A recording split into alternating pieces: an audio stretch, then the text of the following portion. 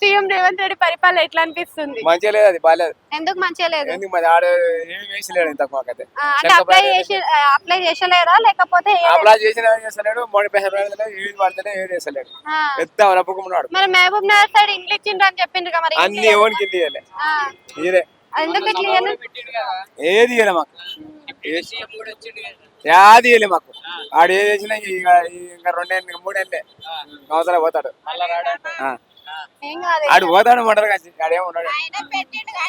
పెట్టినా ఆడోళ్ళకి free bus ఇస్తుండు కదా, ఫ్రీ బస్ ఇచ్చినందుకు ఏం లాభం? రోజు ఎన్ని కోట్ల ఖర్చు వస్తుంది చెప్పండి. మరి ఫ్రీ బస్ ఉంచాలనా తీసేయాలనా? తీసేయాలి, తీసేయాలి. అందరికి చాటీలు ఉంటాయి అంతే. అయితే మీ ఇంట్లో ఆడోళ్ళకే కదా మంచిగా అయ్యేది, ఫ్రీగా ఆడోళ్ళకి ఆడోళ్ళ కూలి పోతుంది అంత ఏం లాభం? నువ్వు పెరిగి చూస్తున్నా ఇంట్లో మాకు ఎంత కూలి చేసుకుంటాను.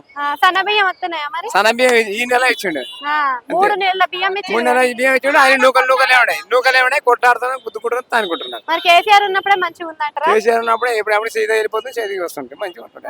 డబ్బులు పెట్టుకున్నాడుక ఇస్తానని ఎవడు ఆయన ఇచ్చిండు కానీ ఈయన వచ్చిండు ఉన్నోరికి ఇస్తాను, ఉండగుతానే పెడతాడు లంగముండ ఆడుతూ. ఆయన ఏం చేయాలి చెప్పు ఒక మాట.